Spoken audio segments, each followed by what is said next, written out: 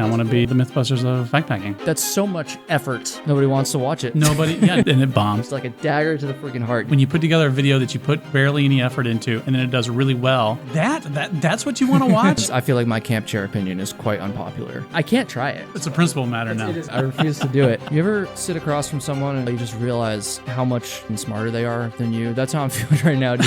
I don't even know what a membrane is. No clue. I was like, look, they're lying. And everyone's like, actually, you're an idiot. People were like, hey, you could like blow your face up. You're going to kill people. And I was like, what? No. And so I got to Google it. And I'm like, oh, yeah, for sure. What's going on, everybody? Welcome to Trail Tales. My name is Kyle O'Grady, and I'm a huge hiking nerd. And in every single episode of this podcast, I chat with other hiking nerds about their experiences on the trail. And the Trail Days episodes are continuing, and we have a fantastic guest this week. We've been walking around Trail Days together. I almost ran over someone in my car when we left to come do this podcast. It's just been so much fun, and I'm just so excited to talk to Mr. Steven Smith from the YouTube channel MyLifeOutdoors. Yes, I'm really glad to be here. Thank you for having me. Yeah, man. Welcome to the show. We had some kind words about your channel a couple episodes back. You did, yeah. You were reluctant to admit that I was the best outdoor YouTuber. I'm sorry, that's the way, because that's not the way it was. Is I didn't think about anyone specifically going into that conversation. So Luke and I had planned out like roughly the concepts we were going to talk about, but we hadn't thought about actual names, right? Yeah. And so, I mean, you saw it unfold during the episode. As we're talking about this stuff, I kind of started to realize, I was like, he is the best. We were kind of thinking like, Steven is actually kind of hitting a lot of the marks we're talking about in this episode. And so I was like, he's doing things differently. He's getting he's having a lot of success to show for it. I was like, and I knew we were going to be chatting, shortly afterwards. So I was like, maybe he is the best.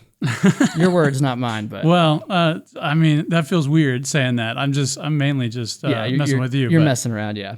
There's no one best, but I mean, your channel obviously is doing super well, and I meant all that stuff. Like, you're doing things different, and it's working, and so I think that's really cool. I think you're keeping things fresh, and dude, that's what we need more of. There's enough idiots like me sitting here just talking and not doing much. And so we need more guys getting out there, putting tents on the top of their cars and sleeping in coolers and finding the quietest place humanly possible. I love that shit, dude. It's so unique. So, well, thank you. To start off, one of the questions I had written down was just, how the hell do you think of these ideas? I have no idea. I'm just thinking about them all the time. And probably, I mean, when it comes to like some of those more unique ideas, it's probably because I'm sitting there thinking, okay, but how can I be different? And so you are like quite intentional about that. Well, yeah. I mean, like, I don't know. Maybe not completely intentional. I also watch a lot of YouTube that isn't backpacking and hiking related. Right. And so I'm seeing what those YouTubers are doing, and they have a lot of influence over me. And I'm like, man, like I really like what this YouTuber's doing or what this genre's doing and that stuff like that. And so I just get influenced by all of that, and I just bring it all into my world. And then I love this space. I love the hiking, backpacking, outdoor space. And so I want to bring it into that. But then there's also times I feel like, I don't know, like maybe I'd like to expand out of that too. But yeah. And so I guess I'm trying to do a little bit of both and just doing the stuff that I love. I also, I don't know that it's fair to say that I grew up on Mythbusters, but like, I'm a huge you Mythbusters get that comparison fan. A lot. We probably said it in right. the episode. Wow. And I mean, and that is such an honor to me, because I'm like, I love the Mythbusters and I love what they did. I thought that they had one of the best TV shows in the history of TV shows, and so I guess that has really influenced me. And there's been a large portion of I guess my YouTube career, I guess if you can call it that. Yeah.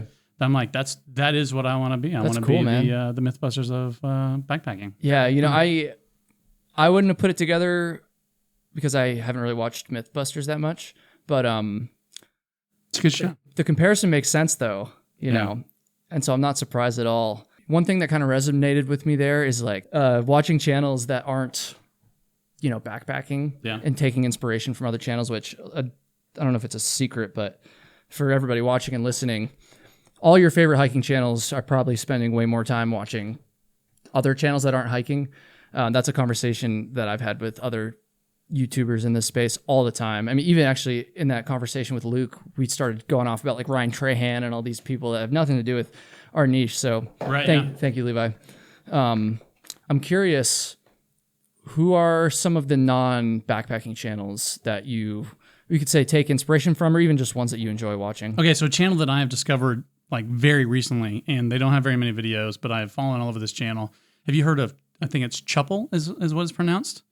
They've got like 8 videos. I don't know how many subscribers they got, probably over 1 million. Or if not. From only 8 videos? From only 8 videos. They put out like, I'm gonna like throw out numbers here, and I really don't know if these are accurate numbers or not. You know how to spell it? Chupple, I think, is what it is. Oh yeah, I see it here. Wait, the frog? Yeah. Okay. Yeah, I think that's the icon as a frog. Yeah, I got a lot of subscribers. 261,000 subscribers. Oh, yeah, and 7 videos. Millions. Dude, what the? Yeah. Well, and a lot of these are pulling over 1 million. Yeah. What are these? So, I mean, it's a lot of like journalism type videos and stuff like that. So like one of the most recent videos they did, they just published it not too long ago, was about bread tabs. And so like the little things that the secret society funded by bread tabs. Yeah. And then they did another one about a TikToker that was like wanted by the FBI. And they like dug in as to like what was going on and why this TikToker was wanted by the FBI and like all kinds of, there's a lot of like investigative reporting type stuff, but it's just so beautifully made and put together, and it just tells the story. And it's not the kind of videos that you can put out, like once a week. And so that's why they only have 8 videos, because it's taken them months to put out these videos. Yeah, they have been posting for like about a year, it looks like now, yeah. Right, but when I found them, man, I watched like every single, like I was just like, I could not get enough. And now I've watched the entire channel. And so, I mean, like that's had some influence on me. Who else has had some influence on me? And so like, I really like Johnny Harris. I like all the like Vox style of videos, and you can probably see that in some of the videos that I've tried to create. And so, I mean, I don't know, there's a lot of content out there that I just kind of consume whatever appeals to me, and if I like the way that the creator's doing it, I'm like, okay, I'm gonna work some of that into what I'm doing. Yeah, man. I've found as I've gotten more and more into this, and as it's become my job and stuff, I was actually just telling my girlfriend about this the other day. Like, I have a hard time watching YouTube now without like analyzing it. Yeah. It's very hard for me to like just. I mean, I still do. Like, I still watch tons of YouTube. Beyond just for business purposes or whatever, douchey way you want to describe it. But I just can't help it. Like, I just can't help but like every time I'm watching a video, I'm always thinking about like, okay, like what are they doing here? Like the title and thumbnail, I'm thinking about like, it's hard to, are you like that too? Or can you like disconnect from that and still watch these channels? I do it kind of on like 2 different levels. And so like I watch the videos that I'm like, okay, like I want to be like these creators. And then I watch the videos that I'm like, man, I could really help these creators, I know that if they did this, or they changed this thumbnail, or they put a different title, or they, I feel like that sometimes did too. Different stuff like that. I'm always like, man, like because I don't know about you, but like I eat up the YouTube world. And so as much as I talk about gear and backpacking and all that kind of stuff, like I think about YouTube probably just as much. Yeah, you have. I mean, you kind of have to get to. I feel every time I say this, I feel like we probably had this exact conversation. We may last have. time. I don't know. Or I probably said this exact thing. Like, I feel weird saying this, but anyways, what I was going to say is just like to get to our level, you kind of do have to really spend a lot of time thinking about eating up the YouTube world. As you said there. It is a full-time job. If you want to, not according to some commenters, have success. Not according to you ever get told to get a job? Oh yeah. I get that sometimes. Well, see, I mean, like I get kind of the other thing. Like I'll go to like apply for a loan or something like that, and they'll be like, "What do you do?" And I'll be like, "Oh, I make videos." And like, "Oh, like for like a company or like," and I'm like, "You can just stop prying, But I'm like, "No, I've got a YouTube channel." And then they'll always say, "Oh, that's what my grandson wants to do, or that's what my son wants to do." And I keep telling them it's not a real job, and I'm like, It is. Yeah, it turns out it is. Like the one that always gets me is like it is kind of awkward telling people that's your full-time job, right? Yeah. And I feel like it either goes one of two ways. Either probably not as often people will be like, oh my God, are you like famous or something like that? And you have to be like, well, you know, I have a lot of subscribers, but no, I'm not famous. Or more often, I think, especially maybe a little bit more for me because I'm younger, but I mean, I'm sure everybody gets this. They just assume that like it's just like a hobby and that you're kind of just like a bum basically. Like, oh, like who's this guy? Like thinks he's a YouTuber or whatever. And so it's kind of awkward to like explain that to people sometimes. Like, let me tell you something that might blow your mind because it blew my mind. Okay. And so I'm like you, like I don't necessarily think of myself as famous. Like I realize that I've got a following and I've got an audience and that there are a group of people that know me, recognize me, or whatever the case may be. But I was it a year ago, something like that? I'd gone to a John Mulaney performance. You know who John Mulaney is? He's a comedian. Is he like the Christian guy? No. I do know. I know who you're talking about. Yeah, actually. Yeah. So he was on Saturday Night Live for years and is pretty popular. He had like the drug problem, then he came back or something. Yeah, that's the John Mulaney. Yeah, and so it was actually his fresh out of rehab tour or something like that. Okay, is what I was at, and so we were at AT&T Stadium in Dallas watching him, and he said there are 11,000 people here. This is the biggest audience that I've ever performed to, and I was like, 11,000. I'm like, that's a small video. It's true. It's true. But if you think about it, they're all there in one spot. Right. Yeah. Right? And they didn't pay, I mean, whatever it was, $200 a pop, to be there to come see my video or whatever the case may be. But it's like, it put some of that in perspective for me. Yeah, definitely. That I'm just like, 11,000 people is a lot of people. And then when you think about things like you get a video that gets 1 million views or even more than 1 million views. Mind blowing, dude. And then you go to some place like Phoenix, Arizona, and you realize that your video, it's like the whole, not that the whole population of Phoenix watched it, but yeah, the equivalent of the whole population of Phoenix has watched a video, and it's just like, it's crazy. It blows your mind. Dude, I've had that like a couple Bruins games, like TD Garden there. I don't remember exactly. I think there's maybe like 20,000 people roughly that it holds. And just like looking, we're up at the top, of course, and just looking around that whole stadium and being like, yeah, if this many people watched one of my videos, that would be like or my main channel videos anyways, that would be like a severely underperforming video. And there's so many people, like it's crazy. Yeah. It's absolutely insane, dude. Like, yeah, if only they'd pay $200 to watch the video. Yeah, that's true. I mean, that is important perspective. And of course, everyone's in one place, like I said, so that's different. Like, there's no way I'm drawing more than 3 people. We'll see how many people show up to the trail. You got 3 people right here, right now. So. Yeah, that's true. That's true. I guess if you count you. Yeah, but you guys, one of them's being paid. The other one was invited. Whoa. Let's just hold up for just a second here because I need to tell you about Garage Grown Gear. Garage Grown Gear is the sponsor of this episode. I'm sure that most of you probably know about them at this point, but if you don't, dude, let me tell you, you are in for, I keep pointing, you're in for a treat. Garage Grown Gear is an online store that focuses on ultralight backpacking gear, the thing we all love so much. And what makes them so unique is that they're the only online store, at least that I'm aware of, who sells gear from different cottage companies in one convenient spot. Which is amazing, right? Because normally you'd have to discover, browse around, and buy from all of these companies individually, separately. But with Garage Grown Gear, you can add, I don't know, a Z-Pax tent, then a Gossamer Gear backpack, and then a hammock gear quilt to your cart and buy it all at the same time. And in addition to that awesomeness, Garage Grown Gear is constantly adding new brands and products, most of which I can guarantee that you've never heard of. They're adding these new products and brands to their website. And a great way, by the way, to keep up with all of this new stuff is by subscribing to their email newsletter. And in addition to that, when you do sign up, you're actually going to get 10% off your first purchase. So go click the link at the top of the description or show notes, scroll to the bottom of the page, and subscribe to that newsletter and get yourself that discount. One more time, that's garagegrowngear.com. They're awesome. I know the co-founder and CEO, Lloyd. Personally, he's a great dude, and the rest of their employees are so good. They're really doing something truly unique in this weird little niche of backpacking that we all love so much. So thank you to Garage Grown Gear for sponsoring this episode. And now let's get back to my conversation with My Life Outdoors.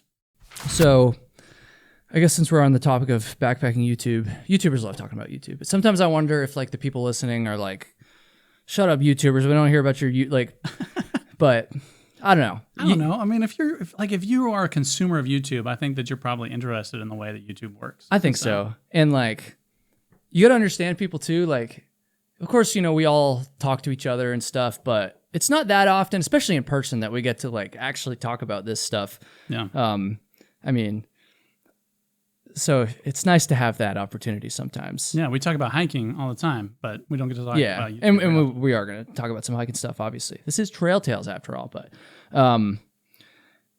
have you ever had a video idea or like a concept that you really wanted to do, but it was just like, I'm making, not all your videos are like these crazy, crazy spectacles, obviously, but I don't know, have you ever thought of something that was just like too out there, like you just couldn't pull it off, or like too time consuming, just like an idea you really liked, but you just wasn't able to happen?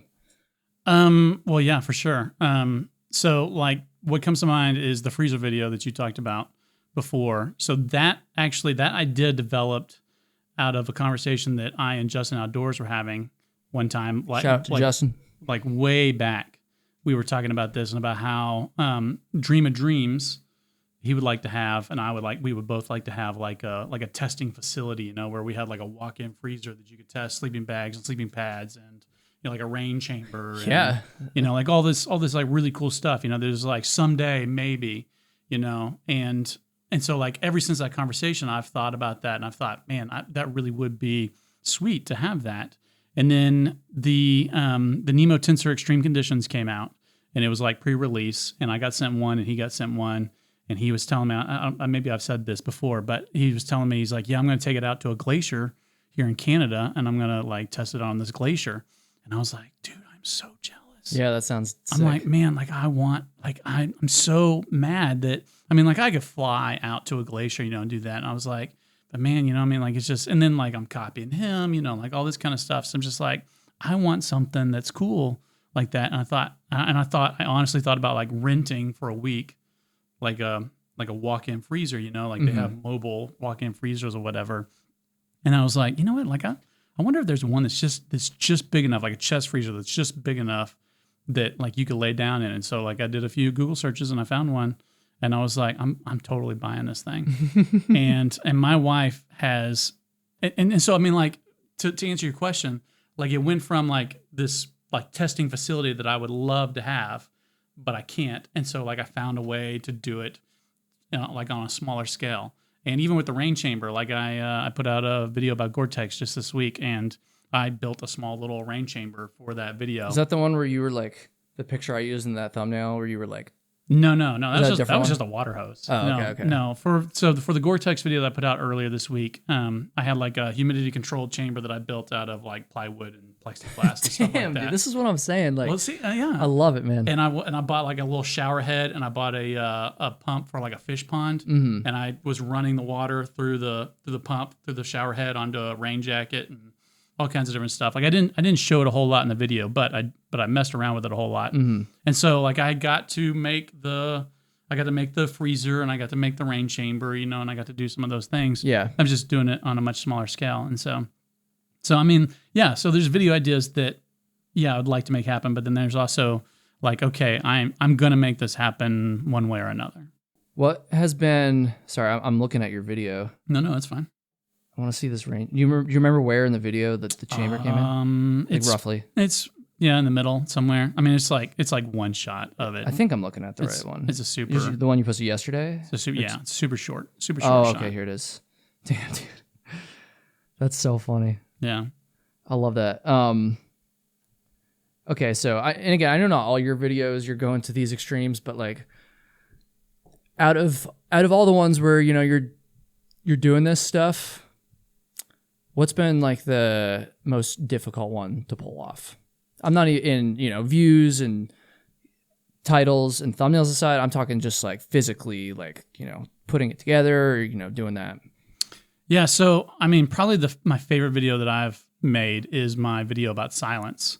And Yeah, I watched that one. I liked that one a lot. yeah, and so that's something that has like been on my mind for a long time, and then got exasperated whenever I started doing YouTube, because I mean, I don't know how often you're filming outside, but like I'm filming outside a lot, and anytime a plane flies over, I'm like, and I'm just like sitting there, or a siren or something like that. Yeah. And that's the thing is like, because a lot of times when I'm filming outside, I'm far enough away from noise of road traffic and stuff like that. That's not a big issue for me. But the planes, like you can't get away from them. And I talked about in that video, my wife and I were on a hike in Colorado, in the Holy Cross Wilderness, and I was filming a video, and a plane flew by, and I was like, okay, I'm gonna stop and I'm gonna wait for this plane. And then another one did, and then another one, and another one. And it was 17. Like, we sat there and we counted. It was 17 planes that flew over one after another. And I was just like, you have got to be kidding me. And so that just kind of like re-solidified that idea. And so that was probably the most logistically taxing video, only because I had to go to multiple different locations to film that, because I was in search for a place that you could get not absolute silence, but natural silence, so the forest and the birds and all that kind of stuff was still there, but no man-made sounds. And I knew that, and I knew that if I went to like one place and I was like, well, here it is, that wasn't going to make a good story. And so I knew that I was going to have to go to multiple places and, and kind of see what it was. And then it worked out really well for the video. So that was probably the most logistically taxing video, but, how many different places did you go for that one? I went to 3. I went to 3 different places. And I strategically picked those places. Of course, you know? So I knew like these have got high probability of not having sound. But then 2 of them did have a lot more sound than man-made sound than what I was expecting. And you went to even more places too, because you went to the sound chamber, right? Oh yeah, that's right. Yeah, I did go to the sound chamber. And then weren't you? It's been a while now, because this is about a year ago. I think you posted this one, but at one point you were like downtown somewhere, right? Yeah, so I was in, so the sound chamber was in Austin, Texas. And so I was in downtown Austin, and then I was also in downtown Seattle for a little bit of that video. Yeah. Because I'd gone out to Olympic National Park for the rainforest. We were talking about this before the show. Because one of the things about the rainforest is it has natural sound dampening characteristics, because there's just so much moss there in the rainforest growing on everything that it's almost like its own sound chamber. That. And so even sounds that make it into the forest get kind of absorbed by it. And so there's a guy, his first name is Gordon, and I do not remember his last name, but he started a project called 1 Square Inch of Silence, and he was looking for this one square inch, that if we can find this 1 square inch of silence and then we can protect it, like it will protect so much more than that, because sound obviously carries for a very long ways. And so he picked a place in the Hoh rainforest. And so I kind of wanted to like go to that place, and I wasn't able to get to where he was.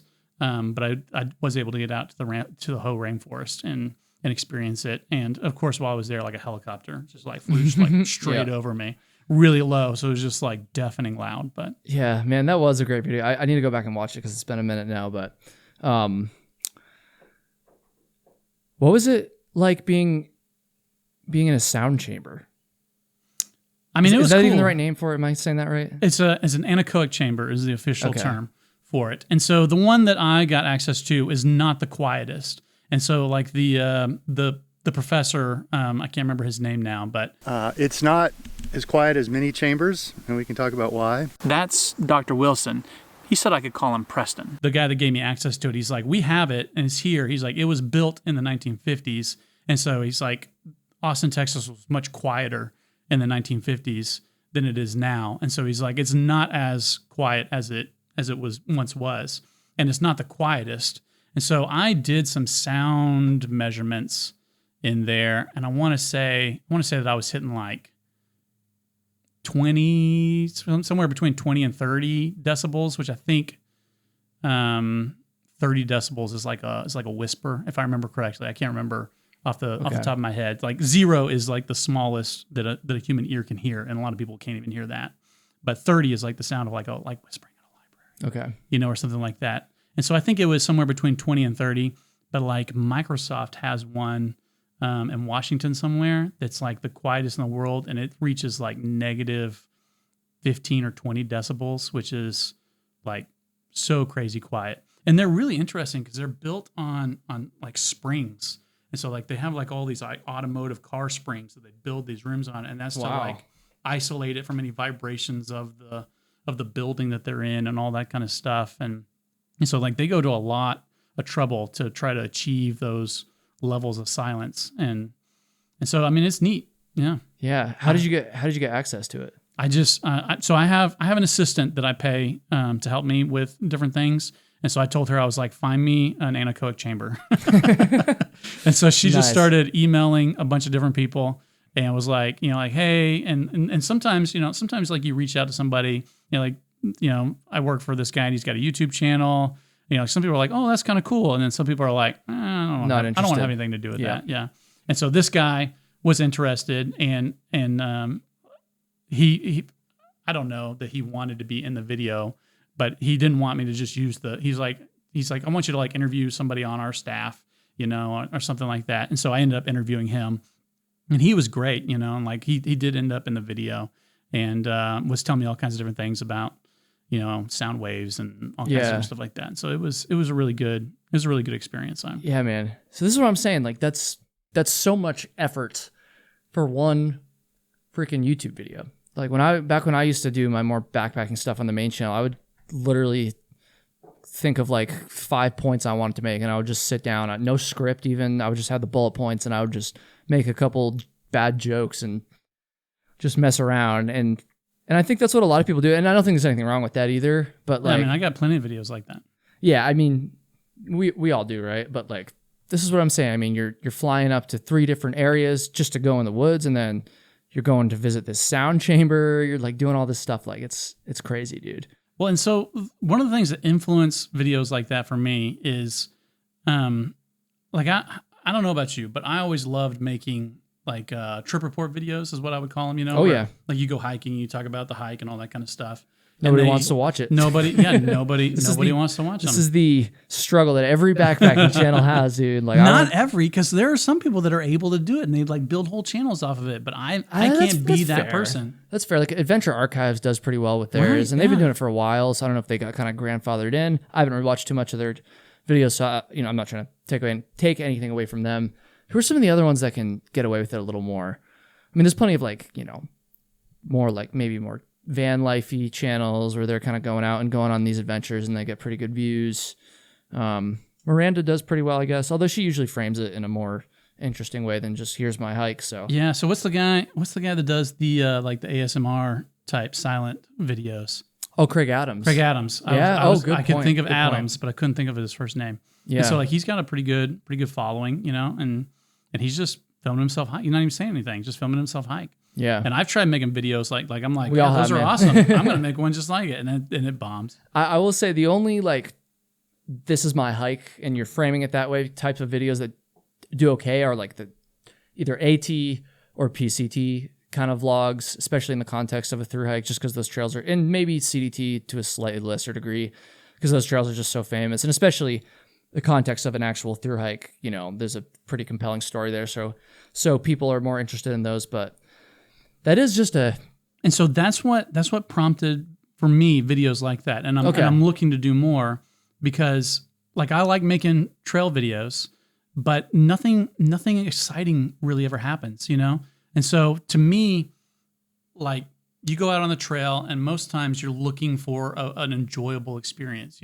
So you want a nice hike, you want beautiful weather, you want beautiful scenery. That's the reason why we go hiking. But nobody wants to watch. I mean, that's your vacation photos that you're basically putting out there and saying, watch my vacation. Unless they're like in the very small percent of people that are also interested in hiking that specific trail. Yes, those people, exactly. You don't have a core audience of that, right? Obviously. And so to me, like I realized that it needs to have a story, and every once in a while, like something will happen. But those are the trips that like it rains and like you're miserable, and like somebody gets hurt or something like that. Yeah. And those are the stories that are interesting, trail stories. Unfortunately. And so I was like, well, like I can like manufacture that to make an interesting story, or I could not talk about it, or I could find a place to go that has a story built around it. And so that was kind of like the sound video. I was like, okay, the story is searching for sound, and it's incorporated into backpacking. And so I've got the story, and I do best that way. Like when I'm on trail and I know I'm gonna make a video about it. Like I have to have in my head, I have to have an idea where the story's kind of gonna go. Otherwise, I'm like, well, I should have filmed that, but I didn't, and so I gotta be anticipating it. Yeah, and I'm wondering, I can't remember if I asked you this. Fuck it. I'm wondering, like, if you're on a backpacking trip, and so you have this concept in mind, and you're kind of going out there intentionally to, put this story together. Does it ever kind of get in the way of the hike? Like, are you ever out there and you're just like, man, I just want to enjoy this backpacking trip like a normal person, but instead I'm putting together this video, and it's almost like I'm working while I'm out there. Do you ever get that, or do you just like love it? Yeah. No, for sure. Yeah. Like all the time. Like I'll be filming stuff, and I'll be like, is that enough?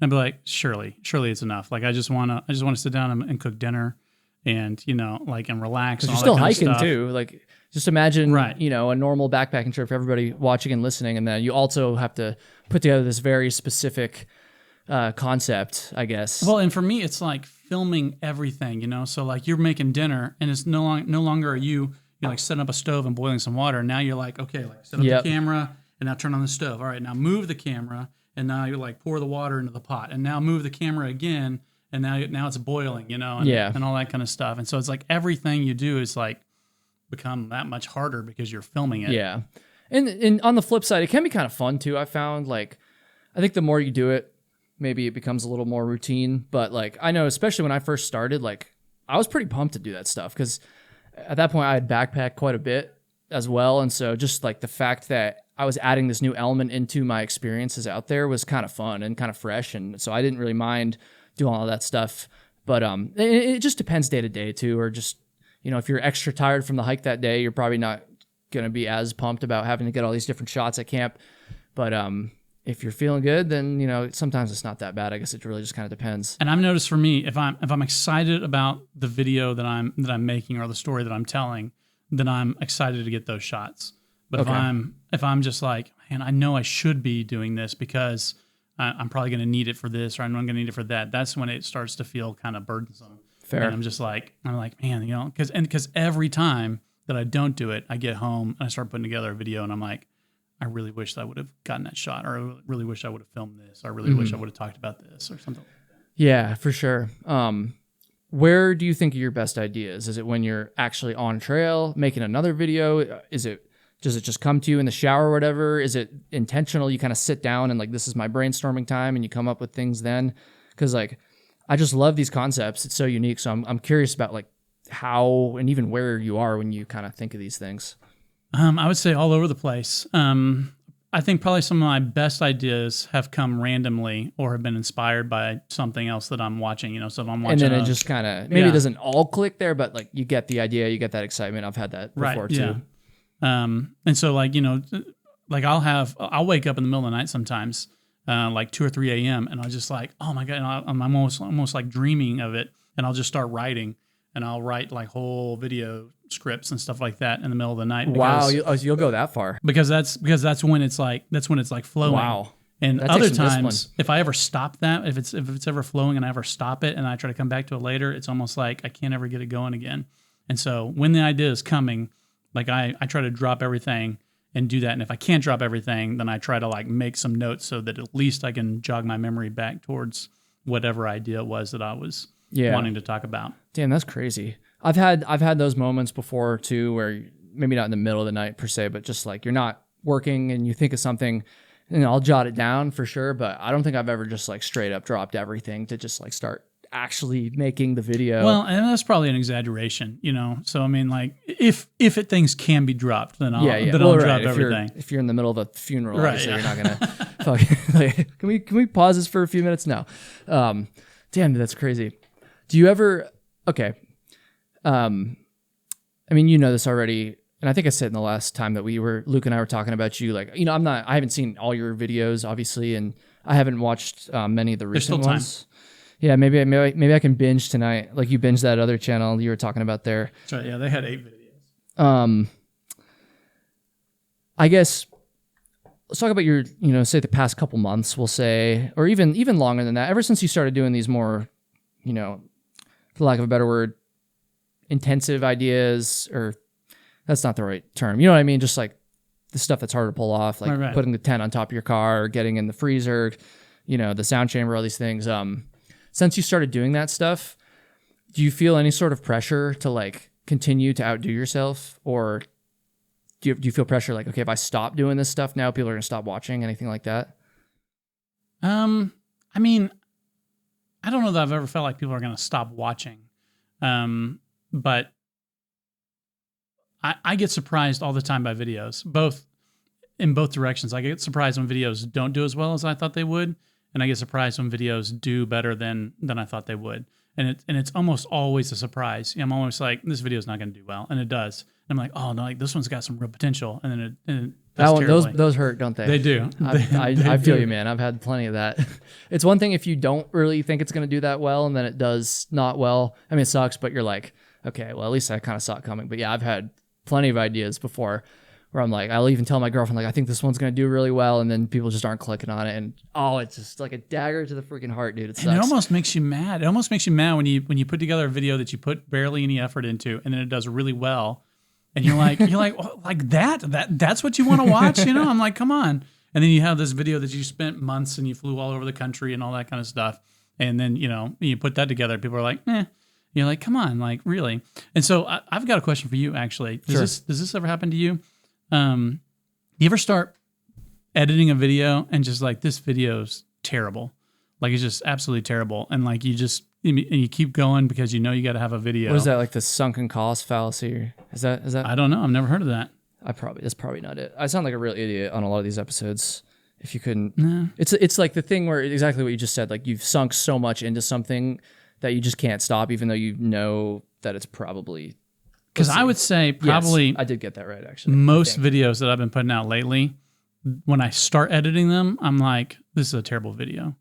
And then as I continue to edit and like work on it and put it together and all that kind of stuff, then it almost grows on me. And I'm like, okay, like it's not as bad of a video as I thought it would. But almost always, whenever I first start like making rough cuts and I'm like laying it all out and all that kind of stuff, I'm just like, man, this is terrible. Like I should just refilm all this. Wow.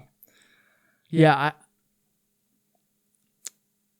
I've had, my content's so different now on the main channel than what you're doing, obviously, but I've had one that comes to mind recently that I got like halfway through the script and I was like, I don't know if I like this video that much. And I did end up finishing it and putting it out and didn't do that well, honestly. So I wasn't all that surprised, but yeah, that does happen sometimes, I guess. I haven't been doing much of the editing anymore, so I've never maybe back in the older days, but recently anyway, I haven't like been mid-edit when it's happened, but I've certainly been like in the middle of the process, far enough along where I felt like I had to just see it through at that point. Yeah. So speaking of pressure, do you ever feel, kind of a general question, so I guess go with this where you will, but I guess how do you feel about the pressure to post every single week? Because this is something we talked about a little bit earlier. Yeah. I have abandoned that pressure. Really? Have you not been doing weekly videos? No, I have not. So I've been posting when the video is ready, and like I'll have some general deadlines because sometimes I'll have like deals with sponsors where they want a video in May, or whatever it is, and so I'm like, okay, I got to get it out by the end of May. And sometimes those videos go out like the very last day of the month. Brands don't like that. Yeah. They always want, so annoying, dude. They always want like they're like, can we have it in like the first week of the month? I'm like, why? I don't know. I don't get it, but yeah. Sorry. But I mean, like the pressure to post every week became pretty daunting some time ago. I don't remember when. And really what it was is that I would publish a video, and there's a lot of work and effort and excitement that goes into, okay, finally we're hitting publish. And really what I want to do is I want to like watch it, and I want to like see the comments. I want to respond, and I want to see how it's being received and all that kind of stuff. And what I was noticing is that I couldn't relish in, like, hey, like like I spent a lot of time and effort on this video, and like now I just want to like, I don't know, like enjoy it for a little bit. Yeah. I was having to immediately start on the next video in order to meet the deadline that I had imposed on myself. And so at some point, and it wasn't necessarily an intentional decision, but I just started like it's not going to happen this week. And so I'm going to push it off till next week. And then I was like, well, that was okay. Like nothing, like the wheels didn't come off. People didn't stop watching. Yeah. Like nobody unsubscribed. And so I was like, okay. And so the next time it makes it a little bit easier to do that again. And then the next time it does. And so I've kind of like just naturally fallen into this rhythm of when the video's ready, the video goes live. But you're still roughly say one a week, just from kind of what it looks like. Yeah. So I've kind of fallen into about 3 a month. I feel Okay. like it's kind of been the sweet spot. Okay, interesting. And then, you know, like I think April I only had 2 that came out that entire month. But I had a lot of other stuff going on too. Yeah. And so, And I mean, you're putting so much into these too. It's a lot easier to just fire off a top 10 backpacks that suck video. well, and where I you're just- have plenty of those. And so there's a lot of those that are in between. Yeah, I mean, it's good to do both, and there's still a lot of value in those videos, obviously. Yeah. And I enjoy those too. So. Yeah, I do too, man. I loved making those. I got a little sick of talking about gear eventually, but and I wasn't even doing it as much as a lot of other people, but I did get a little bit sick of those. I just liked making jokes. No one was watching my videos because of the amazing, groundbreaking advice that I was giving anybody. Like they were watching that shit for the goofs and the gags and stuff, which is, I always say it's kind of for ironic. personality. Yeah, I guess you could say that. It's kind of ironic that the turn that my channel has taken over the past year. Okay. This might be kind of a tough question. You might have to think about this one for a second. And again, a little bit general, so kind of take this where you will. But it kind of goes off of what Luke and I were talking about in that episode. I guess, what are some of your unpopular opinions when it comes to backpacking YouTube? And it doesn't even have to be like grand things. It could be, for instance, it drives me crazy when people do the shots where they set up the camera and then they walk by and obviously they have to come back to get it, but they cut it out. Like that always drives me crazy. Like, and tons of people do it. So nothing against. I do that. I was gonna say, do I'm it all sure the you time. do them too. Like, Yeah. you know, but just for me, that always drives me crazy. And so I never did those shots in my videos. So that's kind of where I was going. So what did you do instead if you didn't do shots like that? I just wouldn't. Sometimes So I you're would, always just like selfie style? it was or what? mostly either selfie style or holding the camera. And I never even noticed. I'm not even saying this is like the right way to do it either, like clearly. And sometimes if we got to like a view or something where I knew I'd be doubling back, then I would set up the camera and I'd go like enjoy the view for a few minutes and then just come back and get it.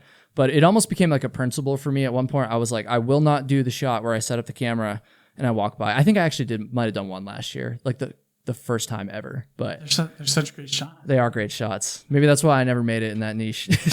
Who knows? I don't know. Unpopular opinions, anything related to backpacking YouTube. I know that's kind of tough, so if you need a second. Gosh, anything related to backpacking YouTube, man, I don't even know. There's nothing that's really coming to my mind for that. Okay, how about this? This will be a little easier. Maybe. Unpopular backpacking opinions. Keep it a little bit more general. So, for instance, I feel like my camp chair opinion is quite unpopular. Yeah. I mean, like I think it's stupid that you have you actually tried one yet? I feel like you did. Sometime I carried recently. one jokingly in a video, and But did you sit in it? I did not sit in it in that video. You never I have sat sat in in it since then. Not on trail. Stop. Not on trail. But I have sat in it since then. I'm bringing it canoe camping. Okay, but do you realize that sitting on it on trail and sitting in it in I don't know like your living room, like there's a big difference there. I mean, like when you think about like food that you eat on trail tastes a lot better when you're eating it on trail than when you're eating it in your living room. I don't think it tastes very good either place, but I understand the sentiment. Yeah, I don't know. I can't try it at this point. It's just actually one of the gentlemen we met earlier walking around trail days. I met him back in 2021. Him and some friends. Jeremiah Stringer was there. You know, they'd kind of gone up to Vermont to do a little trip, and you know I was living at the time, so I came and met him, and like I rolled up to camp, and they had camp chairs, and like first thing they did was like, oh, like you know, like trying to pretend to be nice, like Kyle, like come take a seat, like you know, And I knew they were just trying to get a picture of me or a video of me sitting in the chair so they could fucking post it. And so I didn't do it. I refused to do it. I don't know where I'm going with this. It's a principle matter. It is a kind of a principle at this point. But here, I will say, because if you sit in one, you're gonna love it. I don't know, dude. Like I've never had a time. People give me shit for this all the time. Like I'm in the minority. I'm well aware of that. But I've never had a time on trail where I got to camp and I was just like dying to sit in a camp chair. Like it's not the most comfortable thing to sit on the ground or sit on a rock, but I've never had a scenario where I was just like, even like in the middle of like the longest fucking stretch of trail and like the hardest day and I get to camp and I'm exhausted. I've never had a moment where I was like, and trust me, I think about camp chairs often now because of this whole meme on my channel. Like, so it's not like it just wasn't in my mind. I've had moments where I've been at camp and even then the thought of a camp chair just didn't excite me. See, I was there. Really? Yeah, I used to think they were stupid. I used to think, like, why would you? When you can just sit on the ground, you can sit on a rock, you can sit on a log. Like, there's all kinds of things you can sit in or sit on. I'm like, why would you carry a chair? And then what did it in for me was that my friend brought a chair, and I was like, all right, like you got a chair, that's awesome. I'm gonna sit on this rock. And then he got up to go do something and was gone for a little while. And I didn't get up specifically to sit in the chair, but I got up to do something, and so then I was like, I'm gonna sit down in the chair, I could see like just sneaking around, like not even like thinking about it, just like naturally just sat down in the chair. And I was just like, oh my, that's just so amazing, and I immediately bought a chair after that, and I've carried one pretty much every hike that I've gone on since. Well, I don't know, dude. Actually, on our Levi in the background there, Levi and I and his younger brother, we all went just like car camping back in December, and I brought the chair then because we weren't backpacking. Good. And I was like, I want a chair, but I will say they are kind of nice for like other camping scenarios because it's easier than bringing like a giant like full size camp chair. And so I brought it then, and I sat in it, and granted it was just one chair, the Helinox Zero, I think it was.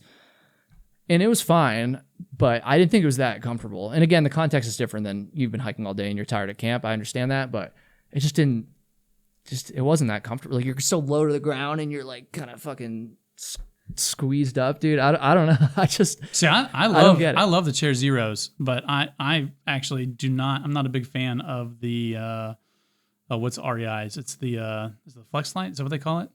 Talking to the wrong guy about that, dude. I think it's a Flex Light. I think that's what they call it. The REI Flex Light, and then the new Nemo Moonlight Elite. I don't like either one of those chairs. Like the Flex Light's okay, like it'll do in a pinch, but the Moonlight, like it's very uncomfortable to me. What makes a good comfortable camp chair then? Well, for me, it's not so much about what makes it comfortable; it's what made the others uncomfortable. Okay. And so, like the Moonlight, it just hits my back in like a weird position that it like digs in under my shoulder blades, and that apparently doesn't happen to everybody, but it does happen to some people because I've had comments about it. And so that one, it's not comfortable to me because of that. And then the REI Flexlight chairs, to get around Helinox's patent, they had to change the orientation of the weird. Like the V, that's like holding the chair open. Yeah. Like they had to move it to the front and back. I hate that I know what you're talking about, but I do. And so like Devin from Backcountry Exposure, he's said this to me, and I'm like, that's exactly what it is. It feels like you're sitting in a taco because the V,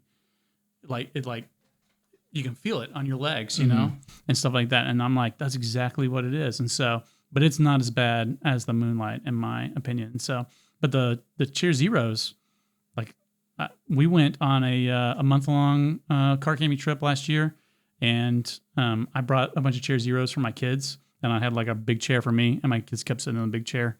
And so I sat in the Chair Zero for like a month, and I was like, it's not like it's a comfortable chair to me. So fair enough. I mean, again, I don't see myself bringing one backpacking anytime soon. Well, yeah, but that's just because you got a reputation of holding down. Well, I don't know, dude. Like I said, it wasn't that comfortable. I will say I'm doing some canoe camping this summer, and not just like paddle out and then stay at one spot and drink beer for 3 days. I mean, we're going to be going to different campsites every night. So it's kind of backpacking style canoe camping, on the move like that. And I am going to bring the chair on that because, you can. You're a little bit less, I don't know much about canoe camping, but a little bit less weight conscious. And so I guess, and again, I know it's not exactly the same as backpacking, but I will end up using it in the context of like I've been out working all day and I'm more tired than I was a couple times I've sat in it before. Take pictures. I'm gonna make sure my friends don't take pictures. That's the thing. But then again, I mean, I'm saying it now. Like, I guess it doesn't matter because You have to have a little sign. the principle. Says I'm canoeing. It's different when you're canoeing. Like, yeah, I'll have to like that'd be a good Instagram picture, dude. I don't know.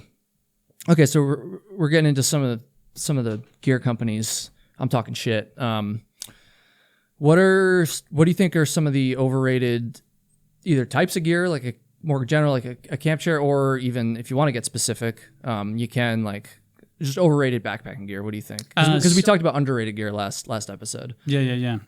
So I mean, the thing that's so fresh on my mind because I published this video yesterday at the time of recording this, I published it yesterday, is Gore-Tex and all breathable waterproof jackets. I think that's not possible. It is kind of seems like an oxymoron a little bit, doesn't it? Yeah, and so like, and my video goes in depth about this, but for me, what it is the jackets are breathable, although I would say that they're like minimally breathable, but they are breathable and they are waterproof. But when you start having rain, when you have a humid environment, rain is literally falling on the jacket. The humidity is so high that it can't suck the moisture out of the jacket because there's nowhere for the moisture to go because the rain is already filling up the air with moisture. And so the idea that you're going to have a jacket that is waterproof and breathable at the same time, I don't believe anymore can happen. But so you did believe it for a while. I mean, I did, yeah, because that's what everything was, you know what I mean? So I did not realize this until I started looking into it because of the video, but Gore-Tex was invented in 1969. And so it has been around for a really long time.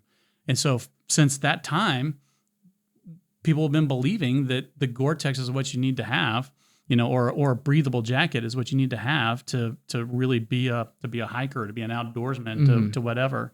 And to the point that I think that Gore-Tex was commanding so much of the market that other companies were like, if we want to sell any jackets, we gotta say that we're doing the same thing that Gore-Tex is doing. So they all started making their own breathable jackets. Okay.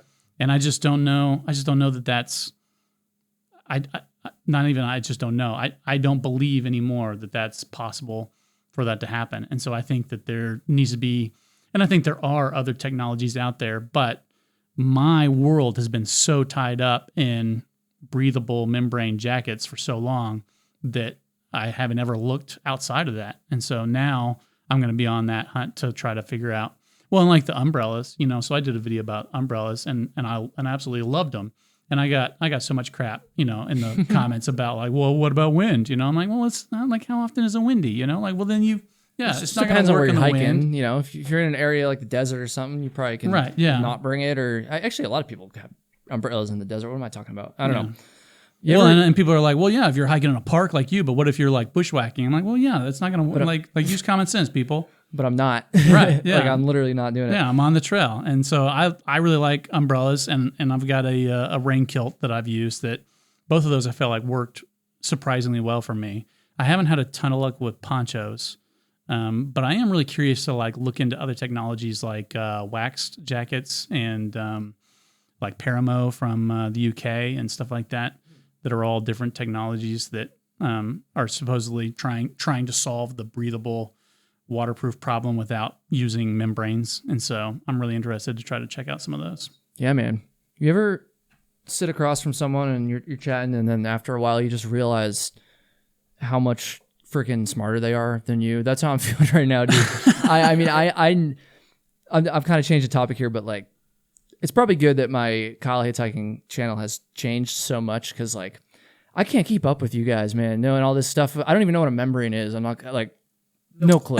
Like I never got like super into like the technology behind all this gear. Well, that's the nerd. That's the nerd in me. You know? Yeah, but there's so much value there. Like I feel like I just don't have anything even remotely close to that in value to add to these kinds of conversations. So if I can educate you for a second, Gore-Tex, that's a membrane, and so it's just like a mesh of all these different holes, and so other companies have replicated it, but they can't call it Gore-Tex. And so it's a, they call it whatever they call it, like Out Dry or WaterX or whatever, but they're all just membranes. They're all the exact same thing. Yeah. They're just being made by different companies. Okay, interesting. Yeah.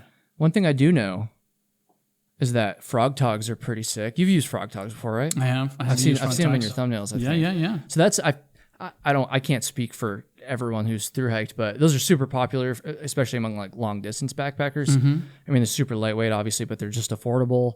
And I've been using them for years. I've gone through a lot of them because they are kind of fragile sometimes, but I love those. So clearly, you know a lot about rain jackets. What do you think about frog togs? I think frog togs are great, especially for what they are. They do have that breathability when, obviously like in the right conditions, they will breathe. Off the top of my head, I'm not exactly sure. It's not a membrane that they're using, but I think they're just using a breathable fabric, and I think they're coating it with a DWR coating. I could be wrong about that. But I believe that's what they're doing, and that's why they're able to just do it so cheaply, because they're just making this cheap, almost throwaway fabric and then putting a coating on it. And, and that's basically what it is, which is the other dumb thing to me about Gore-Tex is Gore-Tex is the waterproof membrane, but then they put a DWR coating on it, the same stuff that I believe they're putting on frog togs. And if you put that on your T-shirt, it's going to be waterproof. And so, I mean, like there's nothing. I mean, if you've got the DWR coating on a jacket, you don't really need the membrane, other than the fact that the DWR wears out really quickly. Yeah. So. Damn, man. I gotta start watching more of your videos. Like I said, it has been a little bit. I've had a busy couple months here. I don't hold it against anybody. That's why I don't expect anybody to watch, And when I say maybe you saw it, I'm not ever like I'm going to be upset if you didn't. I'm just like, well, that's why I feel comfortable like saying that pretty openly with you and other backpacking YouTubers, because like I said earlier, like most backpacking YouTubers aren't watching a lot of at least other backpacking YouTubers. So, I do watch some like Kelly Hayes videos. Have you seen her before? Who is it? Kelly Hayes. Maybe. She's a little bit more in the thru hiking world. She's awesome. Anyways, she's gonna be doing the CDT. I'm pumped about that. Anyways, can you think of any other overrated things when it comes to gear or types of gear? I mean, I don't want to be too much of a jerk, but you can say brands if you want. I mean, that's all I can think about when I think about stuff like that is brands. And so, like one of the other ones that I've been critical of is the climate sleeping pads. With a K, right? Mm-hmm, yeah. And so I think a lot of people recognize that those are not as good as maybe they hope that they are. And so what's really cool about them is that they're cheap, so you can get an inflatable, comfortable pad for like $60. But it's not going to be a warm pad. And so, if you're hiking in the summertime, awesome. It's going to be great. You're not going to have very many problems. But what really gets me, and I've talked about it on the channel before, is they got an insulated version of the pad that they charge you like twice as much for. Mm-hmm. And it's the exact same like V pattern that they use. And the problem with that is like there's huge gaps in those V's where all it is are they made out of PVC? I can't remember. I can't remember what those mattresses are made out of. Okay. But it's just a very thin layer of the PVC or the nylon or whatever it's made out of. And there's nothing to insulate that from the ground. So if you're taking this insulated pad that now costs twice as much and weighs twice as much because they filled the baffles full of insulation, you're still going to be cold because there's at least an inch worth of room every 3 or 4 inches that it's not insulating at all. And so like, when you get on a channel like mine, we talk a lot about R value and all that kind of stuff. And for years, Climate was just making up R value numbers. Damn. They were just like, yeah, that's an insulated pad. It's a 4.4, which is a really pretty decent R value, except that pad wasn't really a 4.4. They went and had it certified, and it came out like 1.9. Oh, geez, I want to say. Not even close either. Not even close, yeah. Damn. And so like their regular pad is like a 1.3, and the insulated version only got like maybe a half a point higher in R value when they had them certified. But they still put the 4.4 on the packaging. So they still say, like if you buy it in store, if you can find one in store, then it's going to say 4.4, and you got to go to their website, and then they have in parentheses after the 4.4, they say, well, it's really like a 1.9 or something like that. That's a little shady. It's a little shady. My words, not yours, but well, I guess. Well, they are now. Yeah. Yeah. I mean, to me, it feels just like straight out lying, but Yeah, it really kind of does seem like that. Damn. yeah. Man, I haven't bought a new sleeping pad in so long. I mean, well, I've bought new pads, but I've just been using the What do you Neo Air use? for so long? Thermarest Neo Air. Oh. And then I also have the Z-Lite too. Depends on if I'm hammocking or not. Like I'll bring that. I'm not going to use an inflatable pad in a hammock, but The Neo Air is one of the least comfortable inflatable pads. you don't like it, really? I really See, don't. I've heard a lot of people that don't like those pads. Although I will say the most common complaint is that it pops easily and that it's loud too. Yeah. But I'm not gonna lie, I've had a pretty good experience with it. Yeah. And to be fair, I guess I haven't really tried that many different inflatable pads, or honestly, I can't really think of any other ones I've tried, because up until the last few years, I was always just hammock, and so I never even gave them a shot for the first number of years that I was backpacking. I don't know. I'm gonna defend the Neo Air. I like it. I've never popped one somehow. Yeah. Which I know that is not normal. Like almost, especially in a thru hike, almost everybody pops it at some point. I've only ever popped one pad that I can think of, and I've had dozens of pads. And I've never popped a Neo Air. I do think the Neo Air is overrated. Okay. And I think it's one of those things that has just become synonymous somehow. That when it came out, it was like one of the only thick inflatable pads that was on the market. So everyone was like, well, yeah, that's what you got to have. Mm-hmm. And it just kind of like took over. And now everyone thinks, well, that's the pad of pads, but there are so much better pads out there now. Are there, I mean, if you don't remember off the top of your head, like, I don't expect you to have all the specs memorized or anything, but I seem to recall, again, I bought one back in 2020, and then last year I just bought another one. I honestly didn't even really do that much research. I probably should have. I probably should have watched some of your videos. You should have, yeah. I feel like I remember, at least back then, it being like one of the lightest, if not the lightest, inflatable pad too. Don't quote me on that, but it was definitely up there for sure. And I think that might have been a big reason why I went with that one too. Yeah, no, it's super light, and they have the lightest inflatable pad, the Uber Light. Right. I remember actually I did consider that one, but I ended up going with the. Do they even make those anymore? I don't know. I thought I'd heard that maybe they discontinued. They got rid of them? I'm not 100%. I'll Google and fact check real quick, but Maybe so. yeah. Yeah, for a long time, the Uber Light was the lightest inflatable pad you could get. No, I think I still see them up here. Actually, I don't know why I thought that. Yeah. Maybe they came out with a new. I don't know, but I thought about that one a little bit, but then I was like, I'll get. And I think they have a even more insulated one as well, and like the Neo Air is kind of like in the middle, I think. Yeah. And so I was like, I'll just do that so I can have more situations with one pad, but it's still pretty damn light. I don't know. Yeah, what is it? I want to say it's like 19 ounces for the regular, something like that.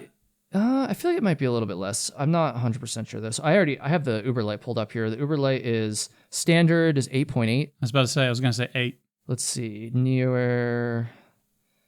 I want to say I'm going to guess before I look.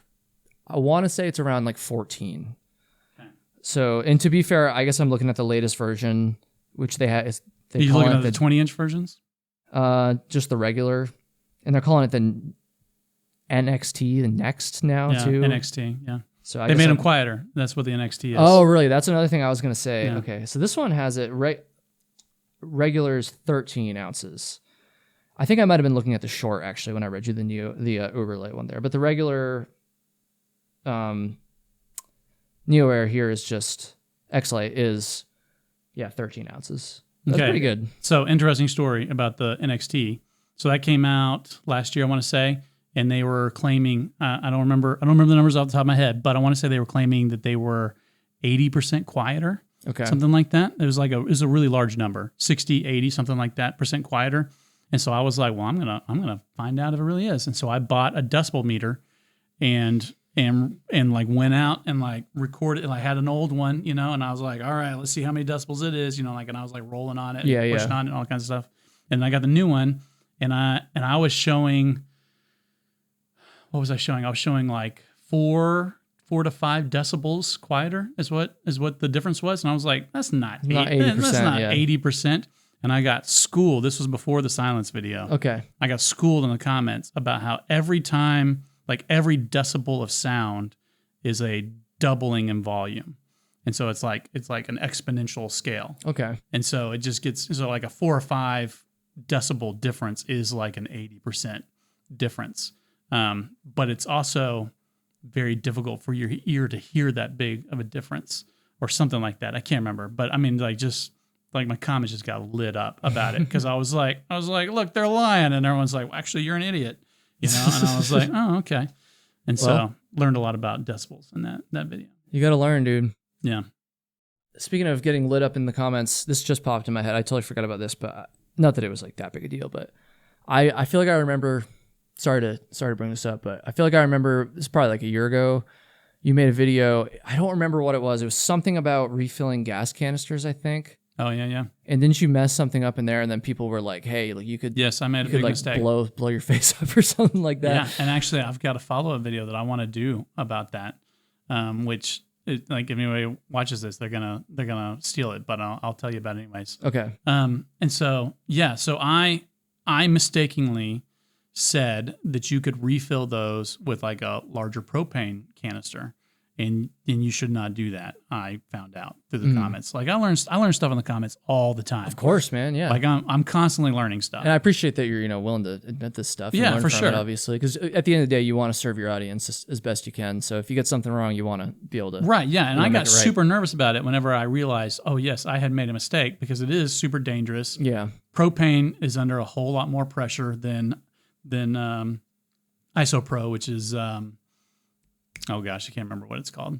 Anyways, it's a different gas. Yeah. So like it needs a whole lot. Isobutane? Yes, butane. That's the word I couldn't think of. Sounded was butane. so smart there, dude. So it's basically butane. Yeah. And it doesn't need as strong of a canister as propane needs because propane's under so much more pressure. So you put propane in one of those canisters and it could explode on you.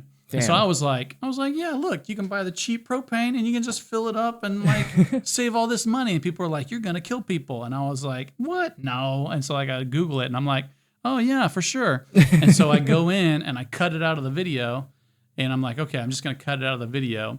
But then it took YouTube like it takes a couple hours. Yeah. And the whole time I'm like, should I pull this video? And like, I'm just like fretting over it. Like maybe I should just pull this video down. And eventually it just went away. Like it stopped, whatever, it got cut out. But I got really nervous about it because I had made a mistake and I owned it in the comments and I put it in the description and all that kind of stuff. But yeah, that's super dangerous. And so the idea that I had to follow that up is, and if you overfill one of those with butane, like that's super dangerous too. And so my idea was like, well, let's do it. Let's find out, like maybe not like with me right there, but like let's fill one up with propane and from a distance and use some sort of like remote, I don't know, something to like open it, let's fill one up with a whole bunch of butane, just like more than it can hold. And let's see what it takes to make it fail. That's crazy. And so I want to do that. And one of the things that's holding me back is like, if it fails and like, if it explodes or whatever, awesome. Then, film it from a safe distance, all that kind of stuff. Yeah. Yeah. But what's holding me back is if it doesn't. And then it's just full of so much propane. It's pretty dangerous. And I got to go over there and like turn it off, or like pack it up, take it home or whatever. And so I'm like, how do I disarm it? Like once I make this bomb out of this stuff, if you're in like could you just like put a bullet through it or something? I have thought about a bullet. I've thought about a BB gun, like shoot it with a BB gun and see if that might not work because I have shot those canisters with a BB gun before. And to be fair, it might not have been I can't remember if it was a pellet gun, maybe. Yeah. I've never shot one with an actual gun, but we did an empty one, obviously. We did that one time and it would not pierce it. Right. And so like a 22 would probably sure that do would do it, the trick, yeah. So, but then, I'm going to have to find some private property because I don't have the property to do that on. So I'm going to have to find something, and all that kind of stuff. So I want to make that video. And I probably will at some point. I just gotta make it happen. Yeah, a lot of things to put together, but I mean, you're no stranger to putting these things together, dude. So yeah. I'll be watching that one for sure. I don't want to take too much more of your time up, but do you have time for a quick story to kind of close things out here? Yeah, for sure. I don't know if I have a quick story or but I've got a story. Yeah. Okay. So probably one of my favorite stories that has ever happened to me on trail, and this will show you just kind of like how I don't have it all together and like I'm not like this professional backpacker or whatever. But many years ago, long before the channel was ever a reality, my daughter and I decided to go hiking. And so I got into backpacking through kayaking. So you're talking about canoeing earlier. Yeah. I got into backpacking through kayaking and basically bought small backpacking type gear because it would fit my kayak. And then before I knew it, I had everything I needed except for a backpack. And so it was kind of like my gateway into backpacking. And so I still have this really strong, love for kayaking.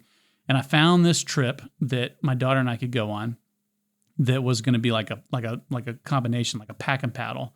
And we were going to kayak a couple days downstream, ditch the boats in the woods, like hide them. And then we were going to hike back up, get the car, and then go like fetch the boats. And so I found this trail that like followed the river up and all this kind of stuff. And I was like, this is going to be an awesome trip. And like I did all the research I could, about the trip. And one of the big problems with it was the parking lot, like the trailhead to like access the river was on river left. And the trail to get back to that same location was on river right. Oh, okay. And so to make the full circle and get back to your car, we were going to have to wade the river. And so I was like, is it even, wadeable? Can you pass the river right there? And so like I did some research, and like found some videos of some guys like driving Jeeps through it and all that kind of stuff. And basically it was like, I think we're going to be able to wade this, and make this crossing. And so I'm feeling good about it. We get there, I like scope out the conditions and all that kind of stuff. And I'm like, yeah, I think this is doable. And so we hop in the boats and we start heading down river, and immediately it starts raining, like within an hour of us getting on the river. And I'm like, well, that's not a big deal. It's raining. It rains all the time, right? And so we get on and it rains and it rains and it rains for like 4 days straight. It rains. And like we're camping in it the whole time. We're kayaking in it. We spend the night on the edge of the river. We get back in the boats. We make it down to this area that's like, it's kind of a populated area. And that's where we were going to ditch the boats and we go back. And right about the time that we started getting out, like the sun comes out and like everything starts like, like birds are chirping and all that kind of stuff. Yeah. And I'm always had that kind of mindset, where I don't want to abandon a trip, I don't want to abandon a hike. Yeah. And two, like we were going to, I think this might have been before the days of Uber even, or like early days of Uber and stuff like that. And it's in the middle of nowhere. So you're not going to get a taxi. Yeah. You're probably not even going to get an Uber if I'm being honest. So I'm like going to have to find a way to get back to the car. So I'm like, well, like it's fine. The sun's coming out, rain's over. We're going to hike back. And so we start hiking back and it starts raining again. And it rains for like the next 2 days. And so we get back to where we're supposed to cross. And by this time, the river is just swollen. Just flat booking. And I remember that there was like this tributary that was like coming in. And I knew that when we hit that tributary, because the trail like had to cross that tributary. Yeah. I knew that once we get to that was where the car was. And so I had to turn, and we were going to have to do a little bit of bushwhacking to like make it back. Hit that tributary, and the tributary looks like a river. Damn. And I'm just like, oh my gosh. Wait till you and see that. I look down, and I can see the parking area, and there's a park ranger there, like helping some drunk guy had like locked his keys in his car. And I'm like, we have to get that ranger's attention. Because it was even, I don't even know, I don't think I had the first satellite communicator I had was like a spot. I don't even know if I had a spot yet. And so it was like 10, 13 years ago, something like that. And so I'm like, we got to get to that ranger and we got to get his attention. And so I just start like just crashing through the woods, trying to get to the edge of the river. Because it's probably, 100, 200 yards from where we were. And so I'm just like smacking through branches and, bush and all kinds of different stuff. And I like bust out onto the bank of this river. And I'm just like waving my arms. And at this point, the ranger has turned around and is like pulling away, like to drive away from the river. And so like I'm in his rearview mirror and I'm like waving my arms as much as I can. And I see his brake lights come on. And I'm like, please, please, please, please, please. And sure enough, he gets out and he's like, what are you doing over there? And so I'm like, I can't remember where we'd stashed the boats, So it was like, I don't know, let's call it small town, So I'm like, we hiked up from small town. He's like, from small town? And I'm like, yeah. He goes, well, how long you been out? 4 days. 4 days! And he's like, his shoulders just like sink. And he's like looking back and forth. And he goes, how are you going to get across? I said, I don't know. And he goes, you don't know? And I'm like, yeah. And so he's just like nodding his head, and he goes, because at this point he's realizing like I'm his responsibility. Yeah. So he's like, I'm going to go get a boat. It's going to take me an hour to go get the boat. And he's just yelling, over the raging river this whole time. It's going to take me an hour. Stay there. Don't leave, because if you leave, I have to come find you. So he's like, it's going to take me an hour. It's 30 minutes to go get the boat. It's 30 minutes back. He's like, you got something to eat? I'm like, yeah, we got something to eat. He's like, you eat dinner and I'll be back with a boat. So I'm like, okay. I want to get out. Yeah, so of course. I'm like, fine. I'll stay put. Yeah. So he leaves, and we're sitting there, me and my daughter, just soaked to the bone because it's been raining for so long, and our Gore-Tex had failed, and so we're just like soaked to the bone, just waiting there, and another guy like comes down to the river, and he like loads a boat into the river. And I'm just sitting there because like about an hour has gone by, an hour, maybe an hour and 10 minutes. And the ranger's not back yet. But I'm like, the ranger said he's going to come. And so this guy starts loading his boat into the water. And he's like looking over at me. And then he's like doing something with his boat, And then he looks back at me again. And he keeps doing something with his boat. And his wife takes his truck and like parks it, And he goes, you need to cross? And I'm like, yeah, I do. And he goes, you want me to take you across? And I'm like, yeah, because the ranger hasn't come back. Might as well, yeah. And so he comes over, we hop on his boat, he takes us across the river, and we get out, and I'm just like I'm going to have to like call this ranger, or something. Call somebody, because he lectured me like, don't leave, so I don't want him to go in, so I'm going to have to like make sure he knows. And sure enough, like we're almost to the car, and here he comes pulling a boat. And he rolls down the window and he goes, well, I see you got across. And I'm like, yeah. And he lectured me for like a straight hour. Oh, man. About how I had no business being on the other side of that river and blah, blah, blah, blah, and all that kind of stuff. And I'm like, you're 100% right. In front of your daughter too? Yeah, I know. For my daughter too, who was 13 at the time, And so, I mean, like, it could have been a really bad situation. Yeah.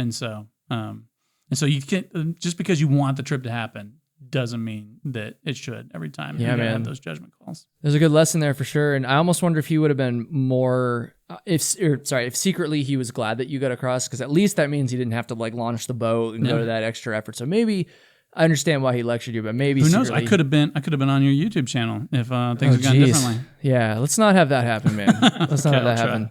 Dude, thank you so much for doing this. Yeah, we went kind fun. of long here, so I do apologize, but that was too good. I had to keep it going, man. So thank you. We're gonna have a great weekend here at Trail Days, and I'd love to do another one sometime. Yeah, sounds good. Awesome, and thank you guys so much for watching and listening. I'm not even gonna plug any of the subscribes and the 5-star reviews, even though I just did plug that. I just want to say thank you to kind of close this out. I appreciate everyone who supports this show, who watches and listens and leaves reviews and nice comments and emails and stuff. Thank you guys so much. Because of you, I'm able to talk to freaking awesome people like Steven. And it's such a just immense privilege. So thank you guys so much. And I will see you in the next episode.